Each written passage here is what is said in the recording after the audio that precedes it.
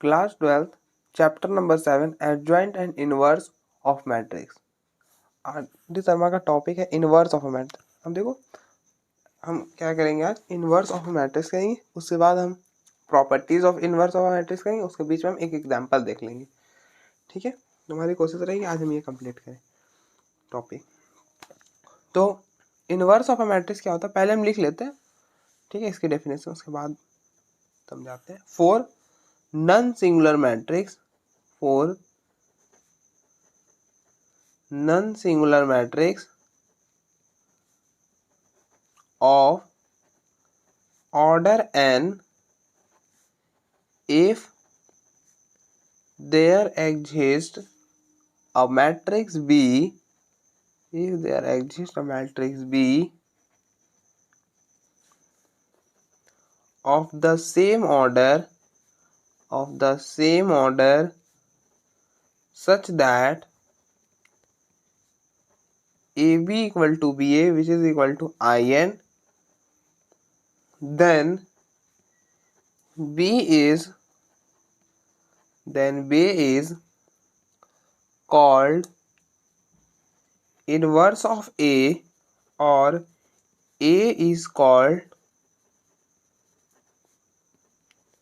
inverse of B, or A is called inverse of B, and we write A inverse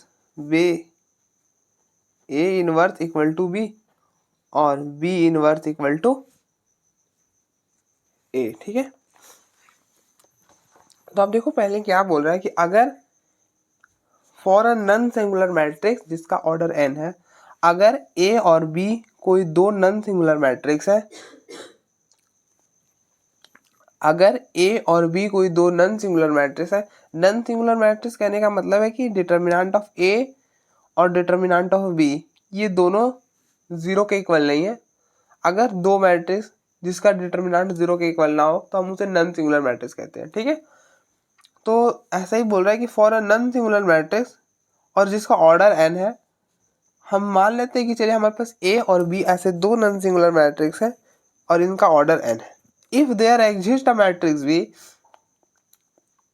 और ये matrix B कुछ ऐसा exist करे ना कि सेम ऑर्डर का हो और कुछ ऐसा हो, बात मान जाए कि AB इक्वल टू BA हो जाए, AB इक्वल टू BA और ये आइडेंटिटी की इक्वल आए, then B is called inverse of A और A is called inverse of B।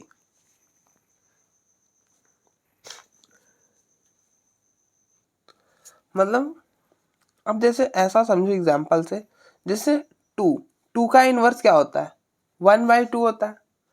2 और 2 का इनवर्स क्या होता है, 1/2 होता है। अगर आप दोनों को मल्टीप्लाई करो तो क्या आता है, 1 आता है। ठीक है, 1 आता है। और आपको पता है कि 1 क्या है, मल्टीप्लिकेटिव आइडेंटिटी है। 1 क्या है, मल्टीप्लिकेटिव आइडेंटिटी है। तो अगर हम दो नंबर को ऑपरेट करें, अब देखो मल्टीप्लिकेटिव आइडेंटिटी का मतलब है यहाँ पे ऑपरेशन है मल्टीप्लिकेशन का। ठीक है, आप ध्यान से सुनो, ऑपरेशन है मल्टीप्लिकेशन का। तो अगर आप दो नंबर को ऑपरेट करो, मतलब आप दो, अगर 1 मल्टीप्लिकेटिव आइडेंटिटी है ना, तो अगर आप दो नंबर को मल्टीप्लाई करो और ये चीज़ 1 के इक्वल आ जाए तो ये दोनों को हम इनवर्स कहते हैं एक दूसरे का। हम ऐसा भी बोल सकते हैं कि 1/2 इज इनवर्स ऑफ 2, ऐसा भी बोल सकते हैं, और 2 इज इनवर्स ऑफ 1/2।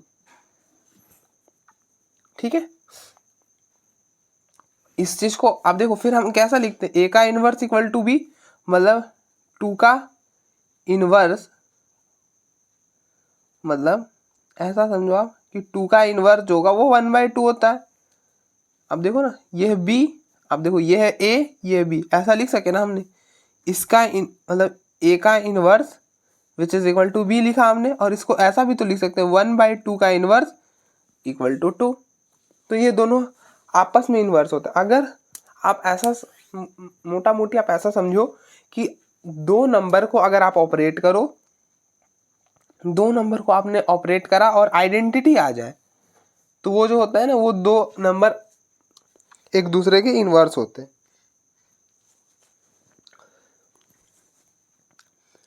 आइडेंटिटी, अब जैसे अब ऐसा मत समझना है कि टू, अब जैसे एडिशन का आइडेंटिटी क्या होता है, एडिशन का जो आइडेंटिटी होता है वो 0 होता है। तो टू का इस केस में, अब देखो इस वाले केस में आपने पढ़ा होगा छोटी क्लासों में कि टू का मल्टीप्लिकेटिव इनवर्स क्या होता है, 1/2।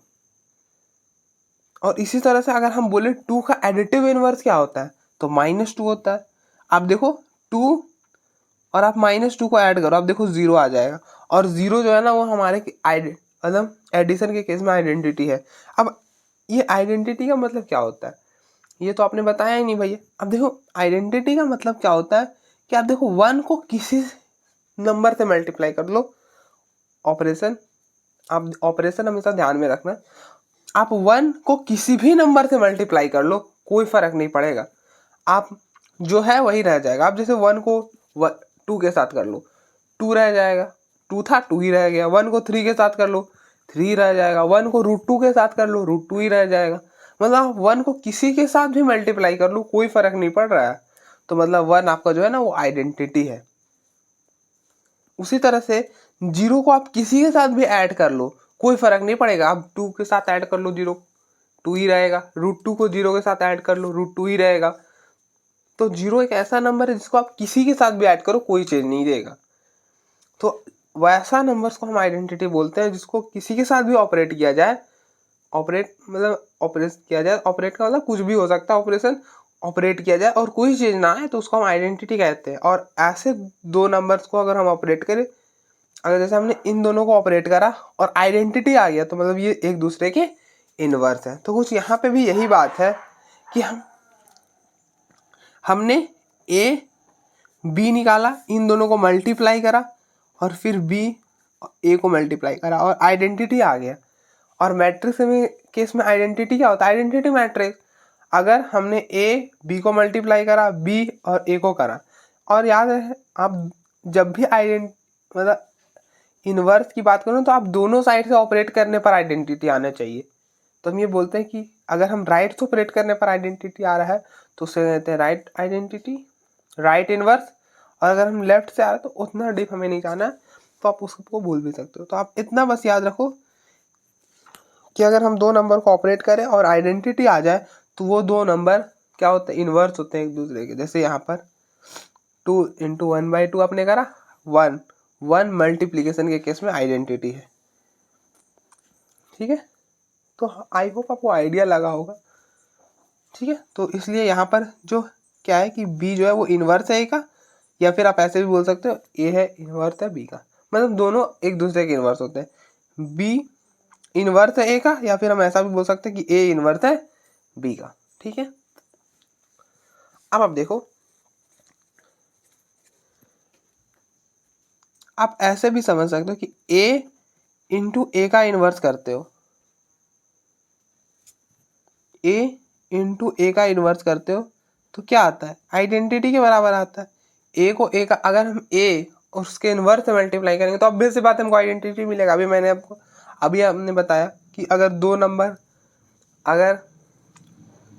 दो नंबर को ऑपरेट करो और आइडेंटिटी आ जाए तो वो दोनों के इनवर्स होते हैं। और आप देखो ए है और उसका इनवर्स है, ए इनवर्स, आइडेंटिटी आएगा।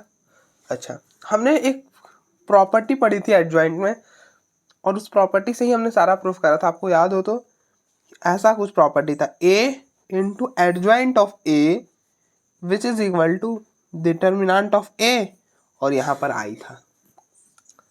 यहाँ पे एन भी आप देखो, आई लिखो सिर्फ या आई एन लिख लो, कोई फर्क नहीं है, सेम बात है। ठीक है, तो हमने कुछ प्रॉपर्टी पढ़ी थी ऐसे। अच्छा, आप इस डिटर्मिनेंट ऑफ ए जो है ना उसको नीचे ले आओ, एडजॉइंट ऑफ ए अपॉन में determinant of A which is equal to identity. ये पूरा आप देखो, A adjoint of A upon में डिटर्मिनेंट ऑफ ए आपका आइडेंटिटी के इक्वल आ गया। आप कंपेयर करो, देखो अगर ए इंटू में ए का इनवर्स रहे तो आइडेंटिटी आता है। अब देखो ए है, इस पूरे को आप ए इनवर्स पढ़ सकते हो, इस पूरे को ए इनवर्स पढ़ो आइडेंटिटी आ गया। तो आपका ए इनवर्स क्या हो गया फाइनली? तो आप ए इनवर्स बोल सकते हो कि ए इनवर्स हमारा कुछ और नहीं बल्कि है एडजॉइंट ऑफ ए अपॉन में डिटर्मिनेंट ऑफ ए। तो ए इनवर्स हम इस फॉर्मूले से निकालते हैं, ठीक है।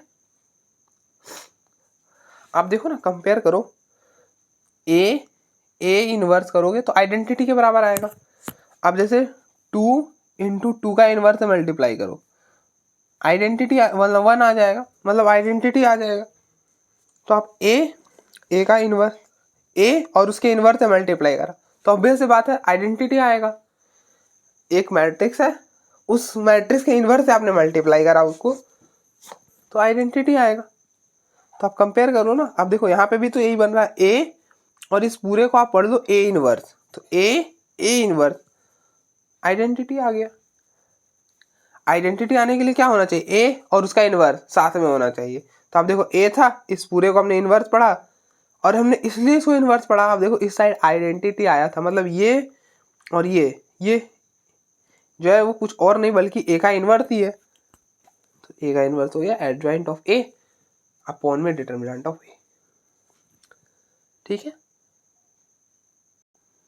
तो एक क्वेश्चन करते हैं, क्लियर होगा।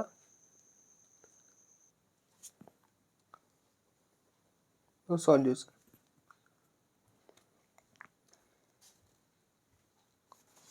तो अब देखो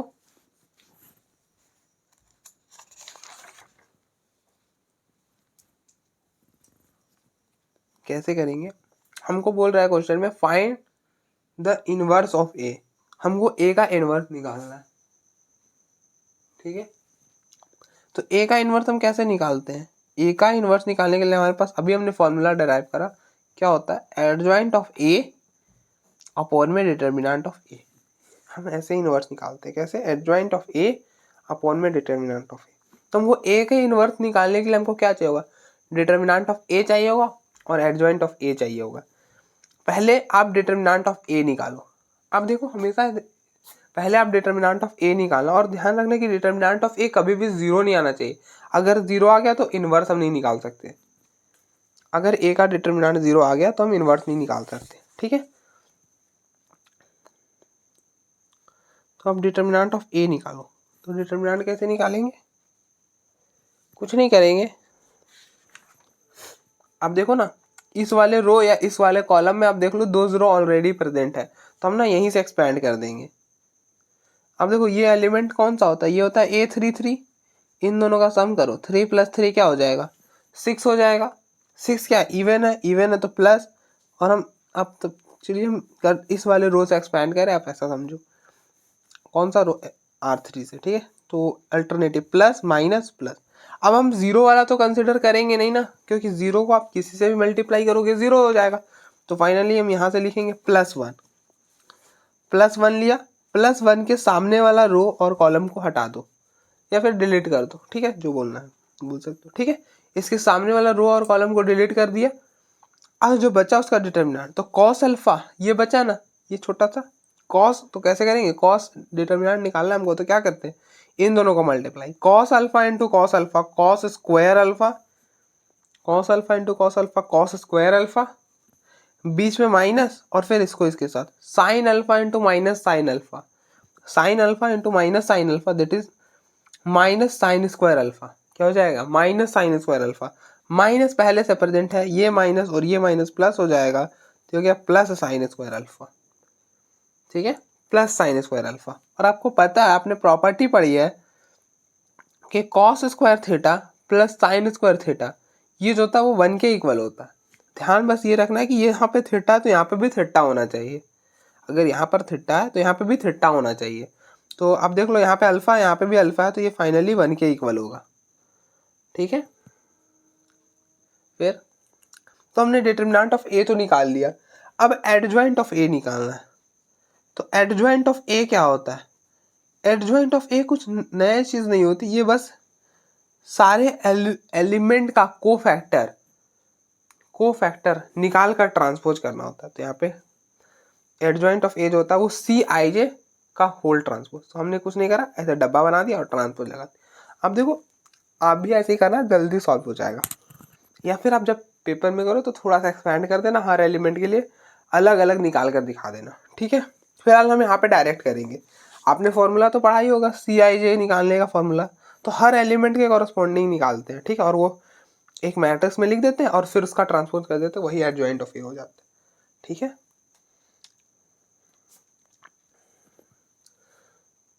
अब देखो आपने फॉर्मूले में क्या सीखा है, CIJ इक्वल होता है -1 की power i plus J into MIJ, यही होता है। CIJ जो होता है वो -1 की power i plus J MIJ होता है।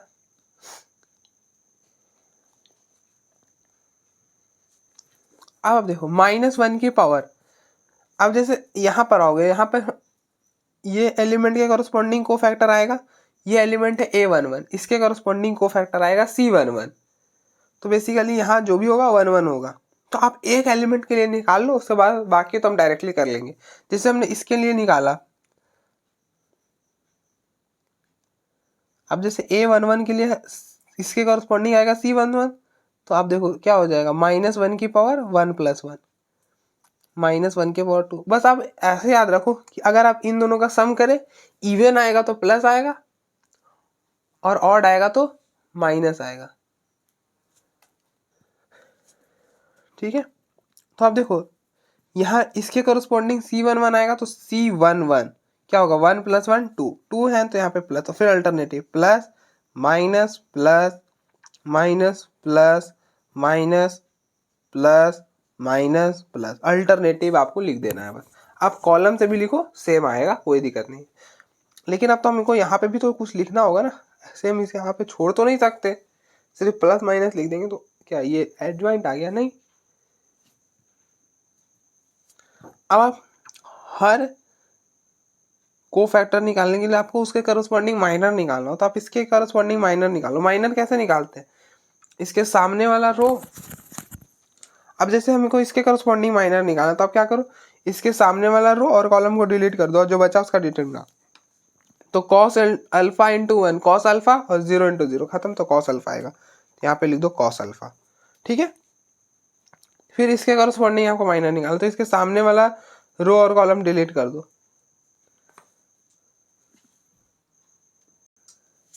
और जो बचा उसका डिटरमिनेंट, तो ये हो जाएगा sign alpha into 1 sine alpha और फिर माइनस 0 इंटू 0 तो 0, तो साइन अल्फा आएगा, यहाँ पे लिख दो साइन अल्फा, ठीक है।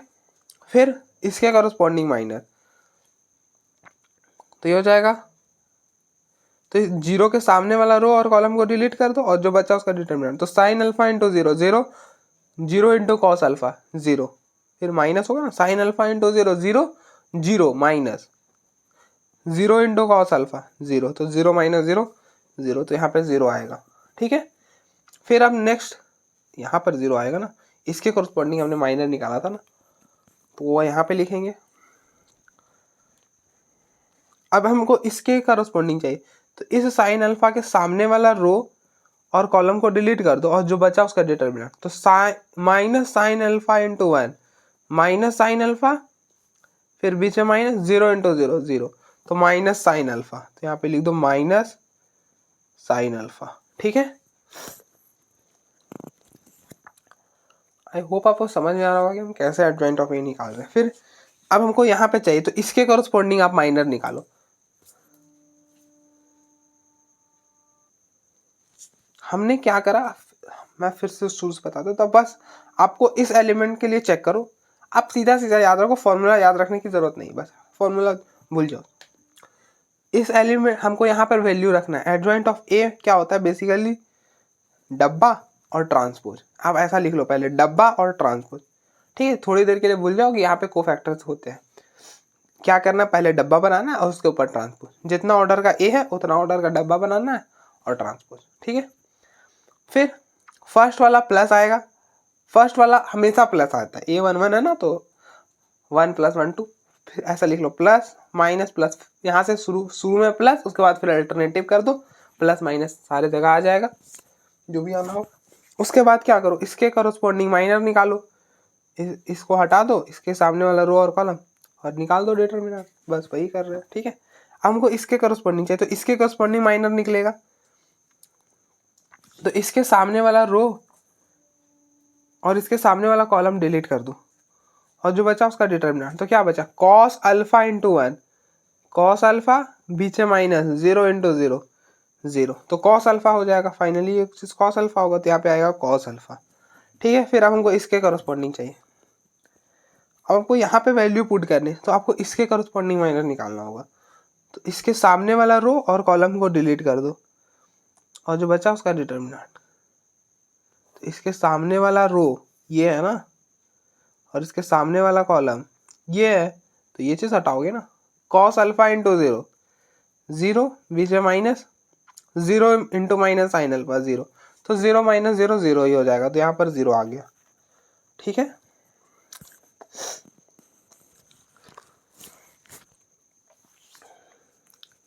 फिर यहाँ पे लिए यहाँ पे चाहिए तो हम किसके करस्पॉन्डिंग, इसके करस्पॉन्डिंग, यहाँ पर वैल्यू चाहिए बस यहाँ पर एकदम कंपेयर कर लो करस्पॉन्डिंग एलिमेंट से। ठीक है, ऐसा समझो कि करस्पॉन्डिंग हमको यहाँ पर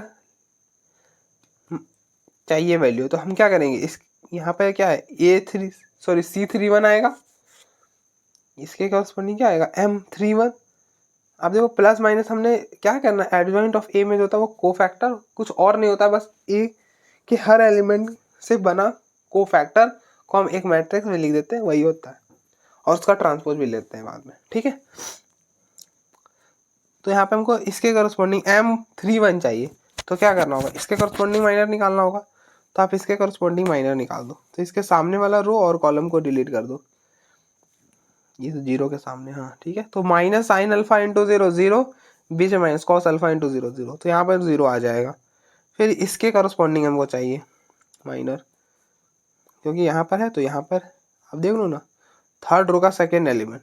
ठीक है, तो इसलिए इसके सामने वाला रो और कॉलम डिलीट कर दो, तो कॉस अल्फा इंटू 0 0 बीच में माइनस साइन अल्फा इंटू 0 0, तो यहाँ पे भी 0 आ जाएगा। ठीक है,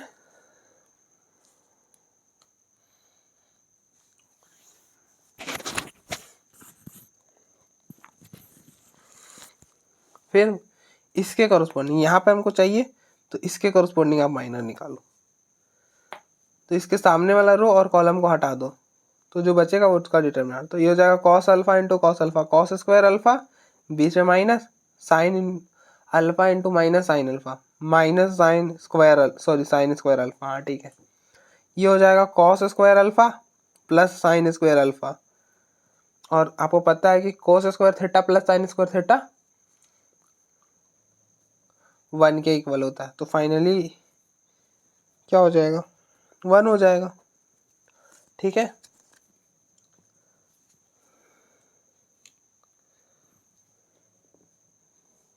तो ये हो गया cos alpha minus sine alpha 0, अब देखो माइनस साइन अल्फा और ये माइनस प्लस हो जाएगा साइन अल्फा 0 कॉस अल्फा 0 0 1 का होल ट्रांस। अब देखो ये मैंने सॉल्व करा इसलिए इतना टाइम लगा, अगर इस टेक्निक से आप करोगे ना तो ज़्यादा वक्त नहीं लगने वाला।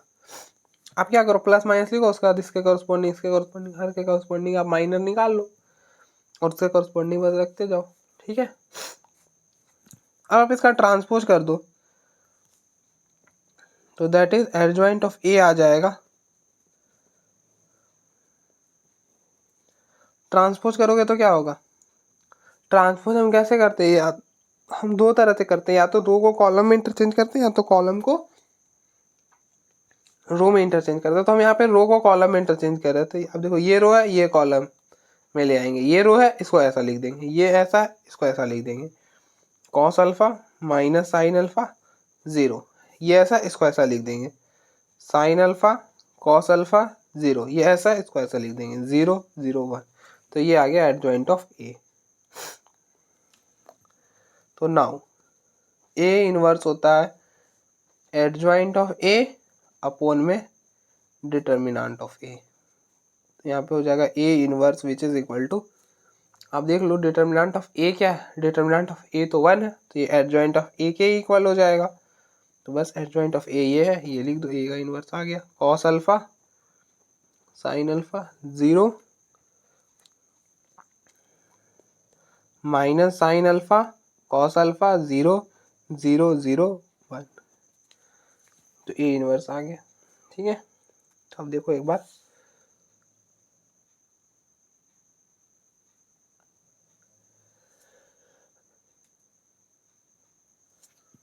नेक्स्ट टॉपिक आता है हमारा properties of inverse of matrix. अब देखो ऐसे तो हमें ज़्यादा प्रॉपर्टीज नहीं पढ़नी है, लेकिन फिर भी जो भी प्रॉपर्टीज है मैं सारा करा देता हूँ कम से कम, ठीक है। हम प्रूफ भी करेंगे क्योंकि प्रूफ करने से फील आता है, ठीक है। तो फर्स्ट प्रॉपर्टी होती है कि एवरी इन्वर्टिबल मैट्रिक्स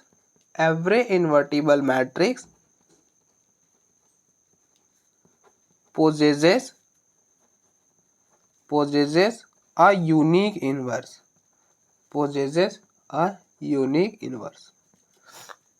तो ये क्या बोल रहा है, आप पहले समझो। Every invertible matrix possesses a unique inverse। आप देखो ए कोई एक इन्वर्टिबल मैट्रिक्स है, थोड़ी देर के लिए बोल देते हैं कि ए का इन्वर्स है बी, ए का इन्वर्स बी है, तो ये जो बी होगा ना, ए का इकलौता इन्वर्स होगा। यूनिक मतलब एक, सिर्फ एक चीज। तो यही बोल रहा है कि कोई भी इन्वर्टिबल मैट्रिक्स का एक ही इन्वर्स होता है। अब आप ऐसा समझो कि ए का अगर बी इन्वर्स एग्जिस्ट कर रहा है और हम अगर बोलेंगे कि ए का कोई दूसरा इन्वर्स सी है, तो क्या पॉसिबल है? नहीं पॉसिबल है, ऐसा तो हो ही नहीं सकता। अगर है भी तो सी और बी बराबर होंगे, ठीक है। फिर से सुनो मैंने क्या कहा, हम आराम से समझेंगे। अगर ए कोई इन्वर्टिबल मैट्रिक्स है और इसका इन्वर्स बी है, अगर इसका इन्वर्स बी है, हमने कह दिया कि ए का इन्वर्स बी है, और कोई और आया वो बोल रहा है कि ए का इन्वर्स सी है, तो या तो ये झूठ बोल रहा होगा, ए का इन्वर्स सी होगा ही नहीं, और अगर होगा भी तो सी और बी इक्वल होंगे, ठीक है। कुछ ऐसा होगा, ठीक है। आई होप आपको एक आइडिया लगा होगा।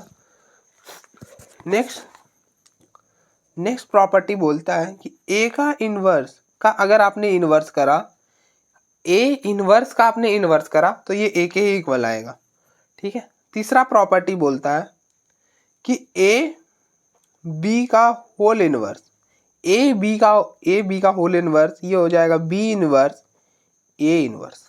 मतलब कि आप दोनों पे इन्वर्स तो डिस्ट्रीब्यूट कर सकते हो, आप दोनों को अलग अलग इन्वर्स दे सकते हो, लेकिन ये बोलता है कि रिवर्स ऑर्डर में देना पड़ेगा, लेकिन पहले बी पर दो उसके बाद ए पर देना, ठीक है।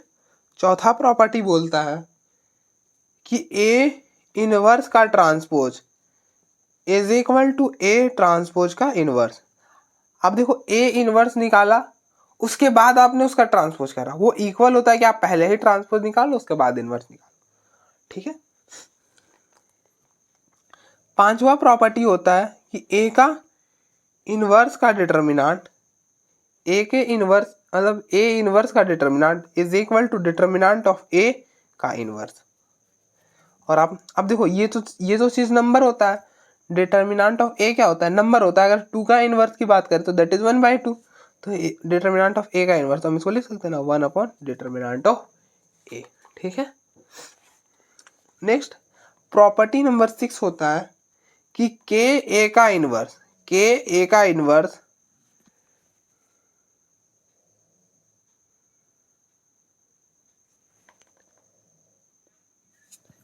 ए का होल इन्वर्स ये जो इक्वल होता है, ये पता है ये किसके इक्वल होता है? के का इन्वर्स इंटू ए का इन्वर्स, मतलब ये आ जाएगा 1/k ए का इन्वर्स। अगर के ए का इन्वर्स हो तो ये के पर आसानी से अलग से इन्वर्स और ए पर डायरेक्टली इन्वर्स, और फाइनली के का इन्वर्स तो 1/k, के कोई रियल नंबर होता है, ठीक है। यहाँ पर आप लिख सकते हो के belongs to real number. Next property number 7 बोलती है कि एडजॉइंट ऑफ ए का इन्वर्स, अगर आप ए इन्वर्स, आप देखो क्या कर रहे हैं यहाँ पर कि आप ए कोई मैट्रिक्स था, उस मैट्रिक्स का आपने इन्वर्स निकाला, दैट इज आया ए इनवर्स, और फिर उस ए इनवर्स का आपने निकाल दिया एडजॉइंट, तो एडजॉइंट ऑफ ए का इनवर्स कुछ और नहीं बल्कि होता है ए अपॉन में डिटर्मिनेंट ऑफ ए।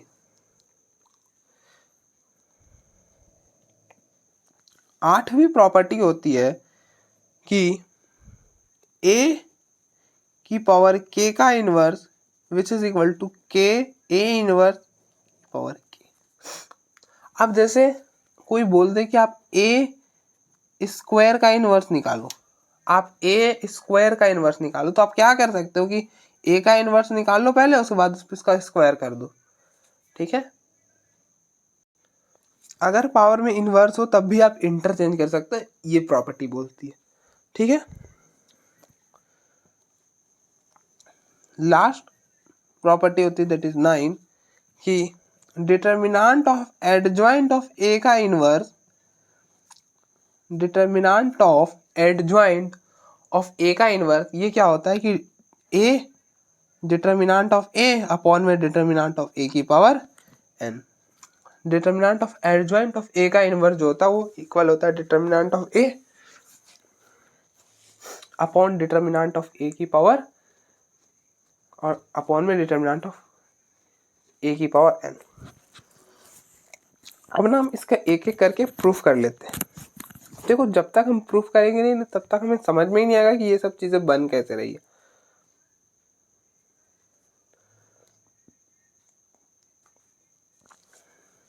तो आपको प्रूफ याद नहीं रखना है, बस समझना है, ठीक है। तो फर्स्ट प्रॉपर्टी का हम प्रूफ करेंगे, प्रूफ ऑफ 1, ठीक है। तो फर्स्ट प्रॉपर्टी बोलती है कि every invertible matrix possesses a unique inverse.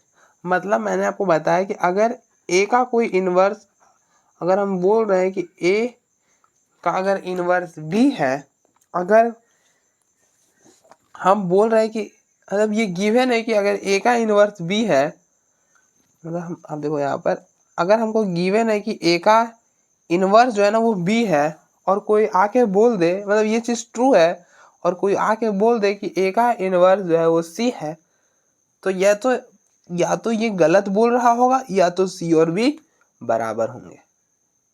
तो हम यहाँ पे कैसे प्रूफ करेंगे कि every invertible matrix possesses a unique inverse, possesses a unique inverse. तो हम क्या करेंगे कि हम लेट कर लेते हैं पहले कि हमारे पास कोई एक मैट्रिक्स है जो इन्वर्टिबल है।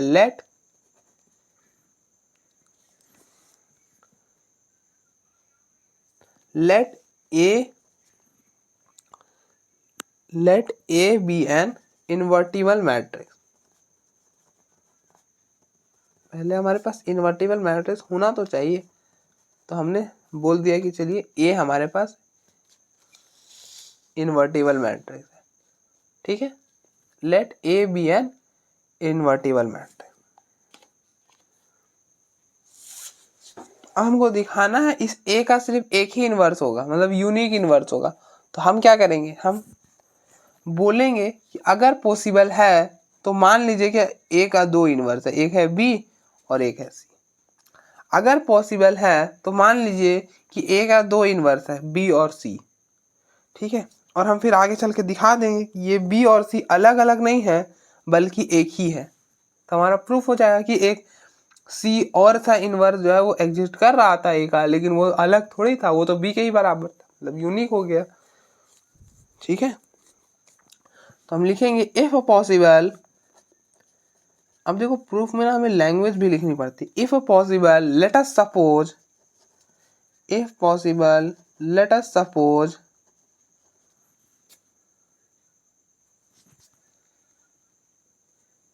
let us suppose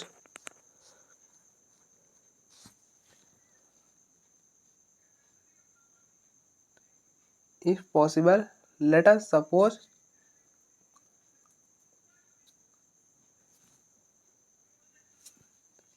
B and C are two inverse of A. B और सी जो है वो दो जो है वो इनवर्स है ए का, ठीक है।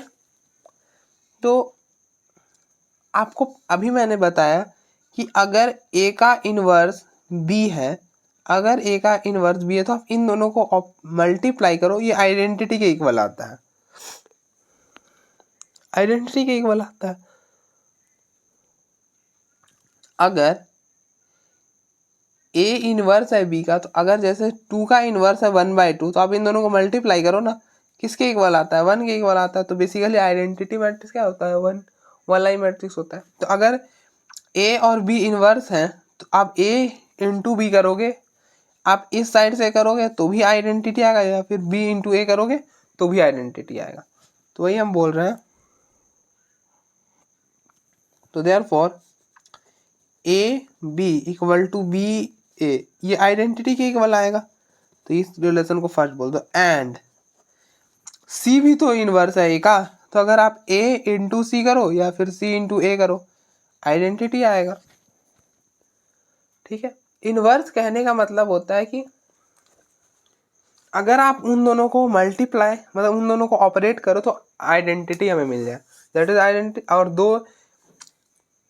और मैट्रिक्स में आइडेंटिटी क्या होता है, आइडेंटिटी मैट्रिक्स होता है, ठीक है। तो अगर हम ए और सी को मल्टीप्लाई करेंगे या फिर सी और ए को मल्टीप्लाई करेंगे तो ये आइडेंटिटी के इक्वल आएगा, क्योंकि दोनों इनवर्स है। मतलब सी जो यहाँ पर है कुछ और नहीं बल्कि ए का इनवर्स ही है। C R two inverse of A, मतलब ए का इनवर्स है। तो आप देखो ना, ए इंटू सी, मतलब आप बेसिकली क्या कर रहे हो, ए इंटू ए का इनवर्स ही तो कर रहे हो। तो ये आइडेंटिटी के इक्वल तो आएगा, ठीक है।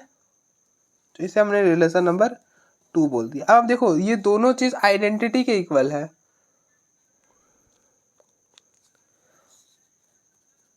तो from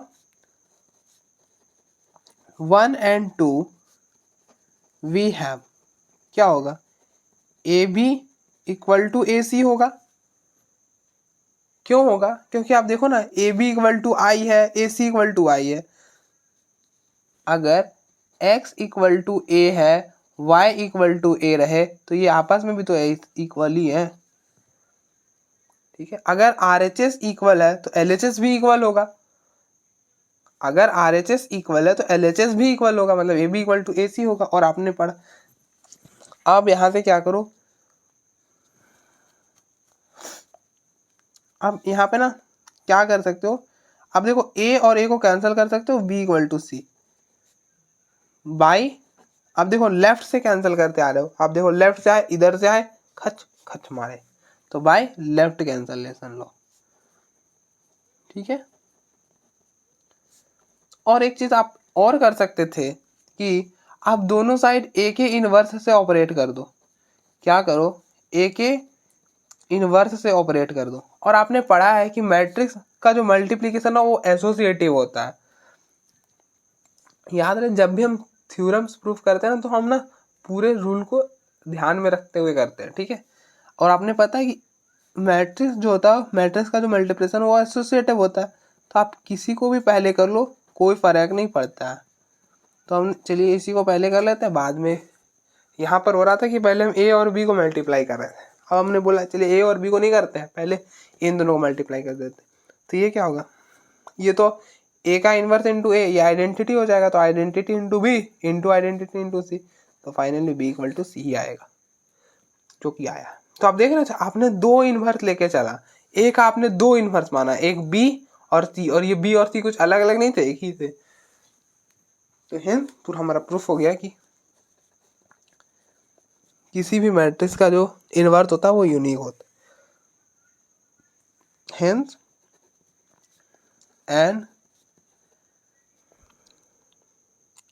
an invertible matrix possesses a unique inverse, ठीक है। एक और प्रॉपर्टी प्रूव करते हैं, फिर बाकी नेक्स्ट में करेंगे। ए का, अब देखो सेकेंड प्रॉपर्टी क्या है कि ए के इनवर्स का इनवर्स ए के बराबर होता है। ये ना थोड़ा सा ऑब्वियस वाली प्रॉपर्टी है, मतलब इसका कोई जनरल प्रूफ नहीं है, मतलब ऑब्वियस वाली प्रॉपर्टी है। अब हम देखो प्रूफ करते हैं।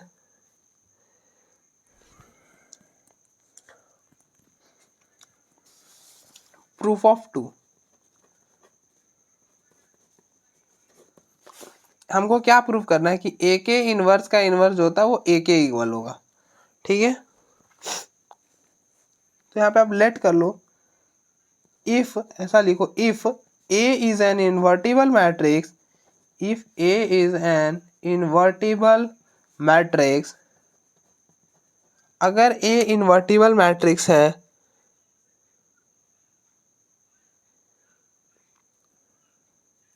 Late A inverse is inverse of A, अगर कोई एक इन्वर्टिबल मैट्रिक्स है और ए का inverse, A inverse is the inverse of A, मतलब ए का इनवर्स ए इनवर्स है, ए का इनवर्स ए इनवर्स है, मतलब A inverse is the inverse of A, मतलब ए का जो इनवर्स है वो ए इनवर्स है। ठीक है, जैसे अगर हम बोले टू जो है, टू का इनवर्स जो है वो टू का इनवर्स है। आप लाइन को अच्छा से समझो। ठीक है, बेसिकली यहाँ पे बोल रहा है कि ए जो है ए का इनवर्स जो है वो ए इनवर्स है। ठीक है,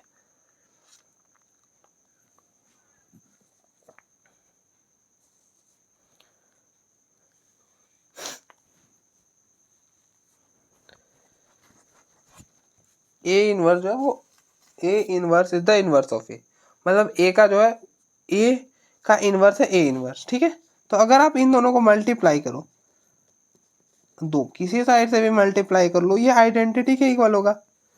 आपको पता है कि कोई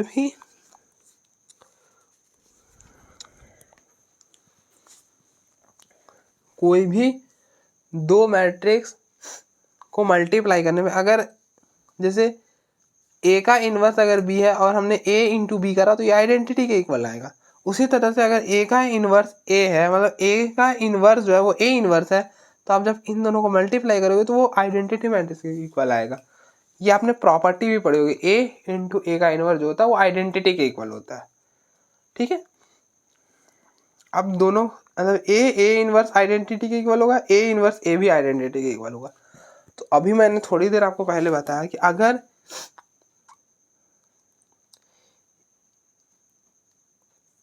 ए का जो है ए का इनवर्स अगर ए इनवर्स है तो ए इनवर्स का इनवर्स जो होगा ना वो कुछ और नहीं बल्कि ए ही होगा।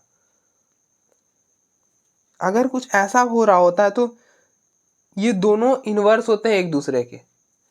अगर ए का इनवर्स ए इनवर्स है तो ए इनवर्स का इनवर्स जो होगा ना वो ए के इक्वल होगा। जैसे अगर टू का इनवर्स टू की पावर -1 है तो अगर हम इसका इनवर्स की बात करें तो इसका इनवर्स जो होगा ना वो 2 के बराबर होगा। ठीक है, आई होप आपको एक आइडिया लग रहा होगा। जैसे अगर हम बोले, हमने ऐसा बोला था ना कि अगर a इंटू बी बराबर आई है, मतलब अगर a का इनवर्स b है, a का इनवर्स b है, a का इनवर्स b है, तो हम इसको इस चीज को कैसे लिखते हैं कि a का इनवर्स जो है वो b के बराबर है।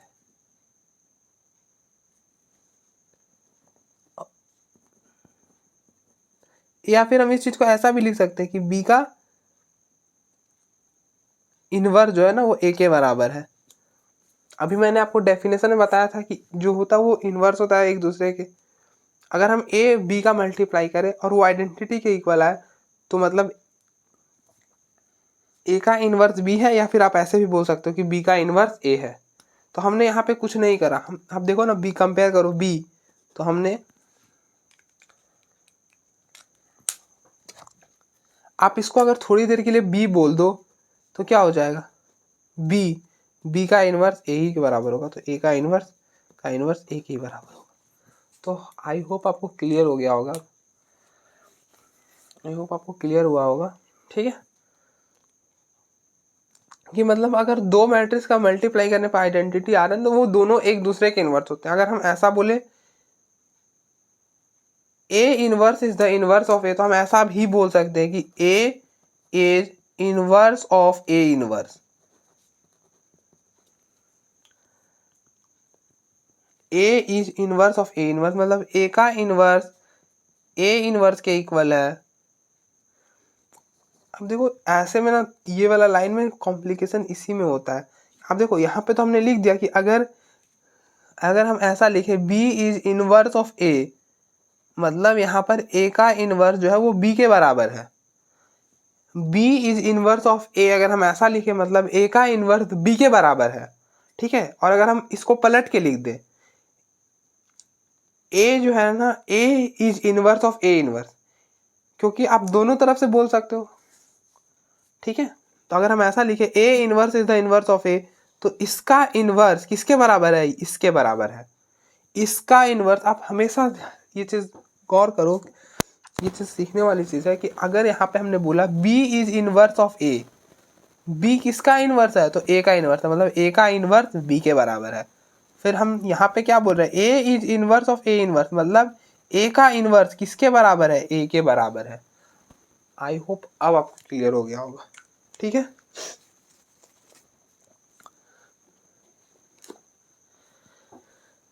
ठीक है, तो इसलिए आप इस वाले लाइन को थोड़ी देर के लिए भूल जाओ तो कोई दिक्कत नहीं है, आप ऐसे याद रखो, ज़्यादा क्लियर होगा।